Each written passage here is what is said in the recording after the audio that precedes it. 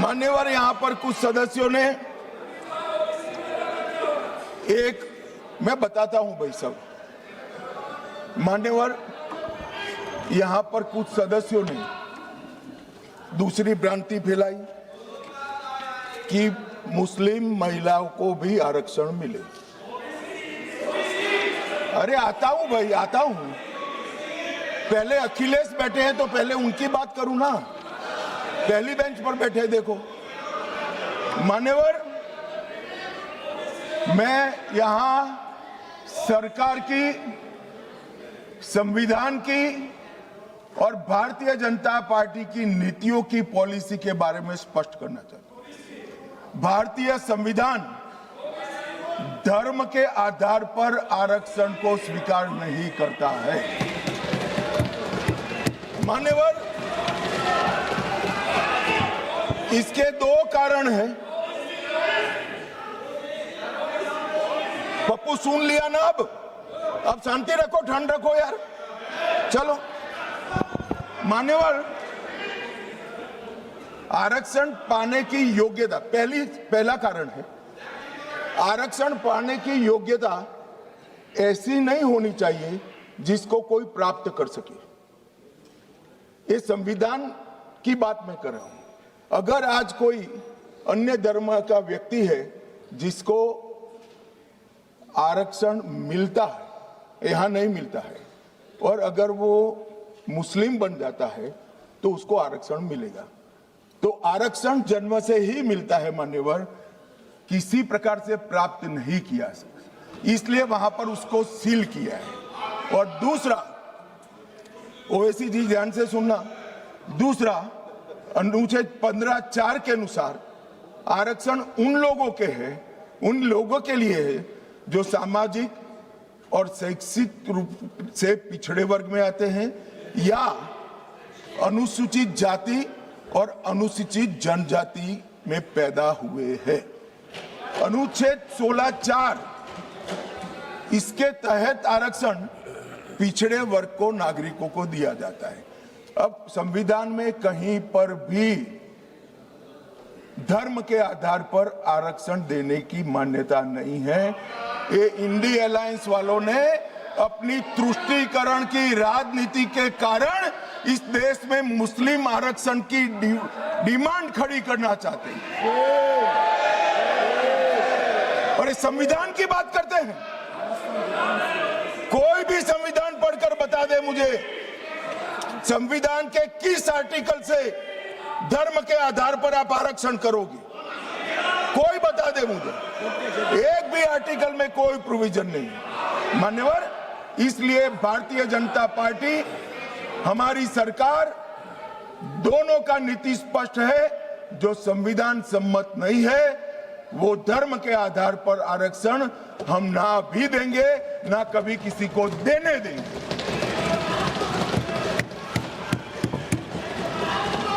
मान्यवर, अब मैं ओबीसी की बात करता हूं। सुनो ना, सीट बदल देनी पड़ेगी पप्पू जी। मान्यवर, इस देश में ओबीसी का सबसे बड़ा कोई विरोधी पार्टी है तो मैं बिल्कुल कंफ्यूजन के बगैर कह सकता हूं, कांग्रेस पार्टी है।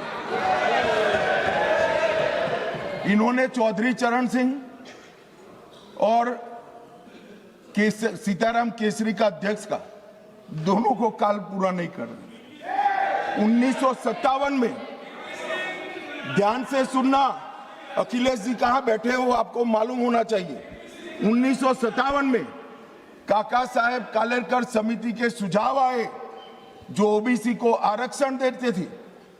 उन्होंने काका साहब कालेलकर समिति के पूरे सुझावों को ठंडे बस्ते में डाल दिया।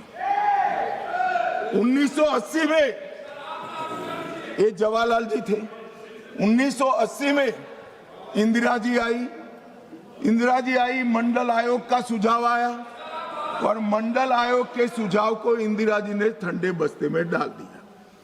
90 में जब वीपी सिंह आए तब वो मंडल आयोग का इंप्लीमेंटेशन लेकर आए, और उस वक्त उस वक्त मान्यवर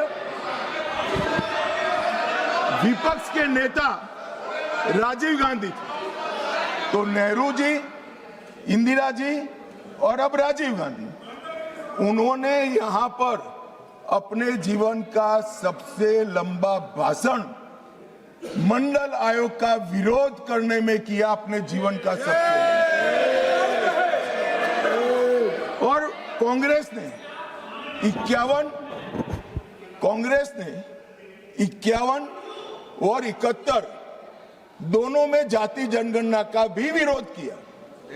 मान्यवर, अब क्योंकि अब मेल नहीं खा रहा है, 15-20 बार चुनाव हार गए, तो अब ये ओबीसी के हितैषी बनने आए।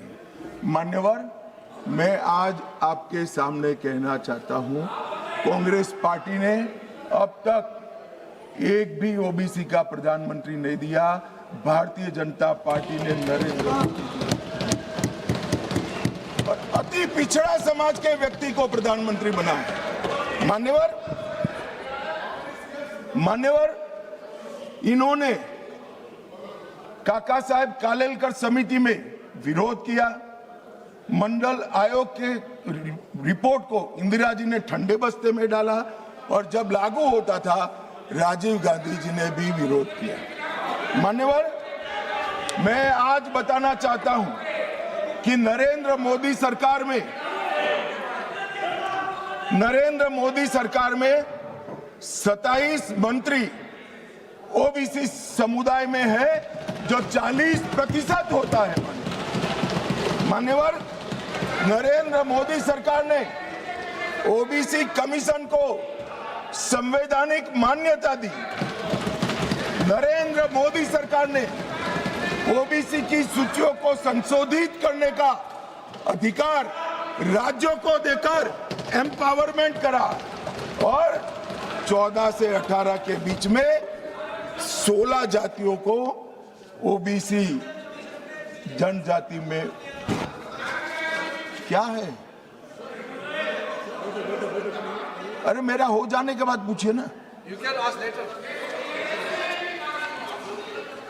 माननीय गृह मंत्री जी क्या कह रहे हैं? बाद में you can ask later.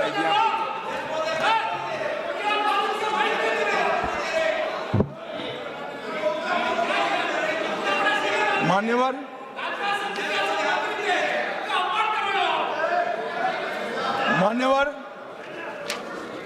और जाति जनगणना चल रही है। जाति जनगणना का रिपोर्ट भी जाति के साथ ही आएगा।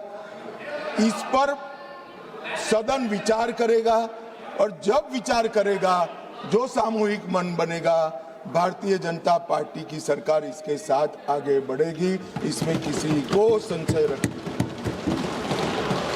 मान्यवर, उनके लिए चुनाव जीतना सर्वोपरि है, हमारे लिए राष्ट्र सर्वोपरि है, और राष्ट्र की जनता सर्वोपरि। राष्ट्र की जनता का प्रतिनिधित्व और इसकी भागीदारी का हित सबसे जरूरी है, और संविधान को लागू करने के लिए जवाबदेही, पारदर्शिता और समान अवसर और न्याय की रक्षा, ये हमारे लिए बेहद जरूरी है। मान्यवर, इसलिए मैं इन लोगों को कहता हूं, कांग्रेस के मित्रों को विशेष कर कि सिर्फ भाषण में नारे लगाने से इस देश का पिछड़ा वर्ग आपको हितैषी नहीं मानेगा। 1947 से लेकर 2014 तक आप ओबीसी का विरोध करते रहे। जब ओबीसी के बगैर सत्ता नहीं मिलेगी, इसका परिचय आ गया। प्रधानमंत्री भारतीय जनता पार्टी ने ओबीसी बनाया, तब आप ओबीसी की माला जप रहे हो। मान्यवर, ये दिखावटी प्रेम जो है वो इस देश का पिछड़ा भी जानता है और पूरे देश की जनता भी जानती है, और आज से देश की महिला भी जानेगी कि हमारा अधिकार कांग्रेस पार्टी ने छीना।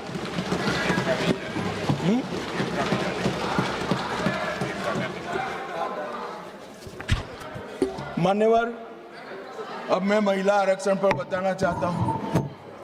सबसे पहले 1992 में श्री नरसिम्हा राव 72 और 73 का संविधान संशोधन लेकर आए और माताओं बहनों को 33% आरक्षण पंचायत में देने का एक स्तुत्य काम नरसिम्हा राव जी ने करा।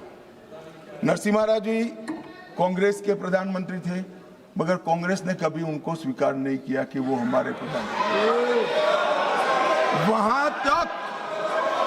वहां तक मान्यवर संस्कार में किसी को जाने नहीं दिया था।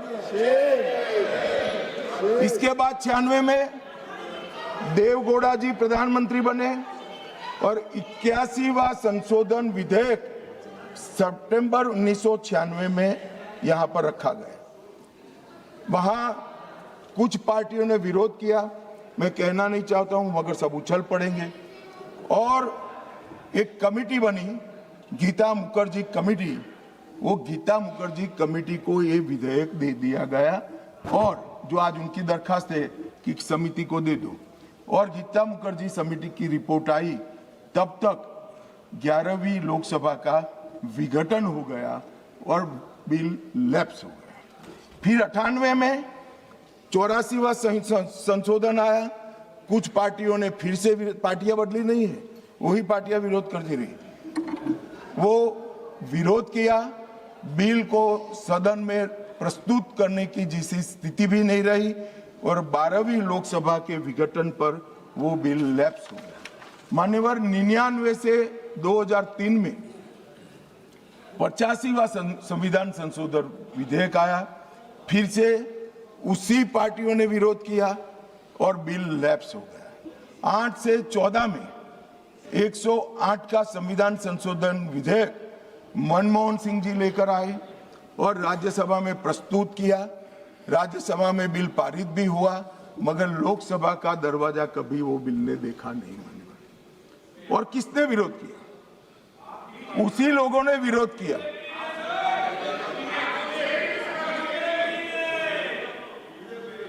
मान्यवर, मैं रिकॉर्ड क्लियर करना चाहता हूं, भले माइक के बगैर बोले हैं, बीजेपी ने इस बिल का कभी विरोध नहीं किया।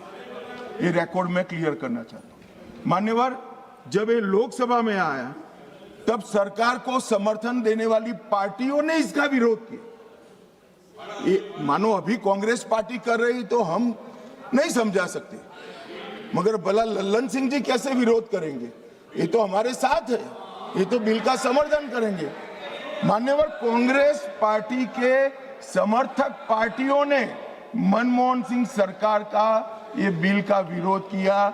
इसका स्पष्ट अर्थ है कि सरकार के इशारे पर सरकार के हिस्सा बनी हुई पार्टियों ने लोकसभा में ये बिल को पेश नहीं किया। और 2023 में मोदी जी जानबूझकर 2023 में विधेयक लाए। उनको मालूम था कि 24 में चुनाव है, कितनी भी मनसा हो कांग्रेस पार्टी विरोध नहीं कर पाएगी, तो कांग्रेस पार्टी के समर्थन से सर्वानुमत से यही सदन जब नवाब बना, सबसे पहला नारी शक्ति वंदन अधिनियम पारित हो और राज्यसभा में भी होगा। तो मान्यवर, हम तो मानते थे कि अब हो गया, मगर जब इम्प्लीमेंटेशन कराने में आए तो किंतु परंतु मगर अगर ये सारी चीजें छोड़कर आज फिर से विरोध कर रहे हैं। 5वीं बार इंडिया अलायंस की पार्टियां विरोध कर रही है। मान्यवर, ये देश की महिलाएं कभी नहीं भूलेंगी। जब ये चुनाव में जाएंगे, महिलाओं का आक्रोश उनको सामना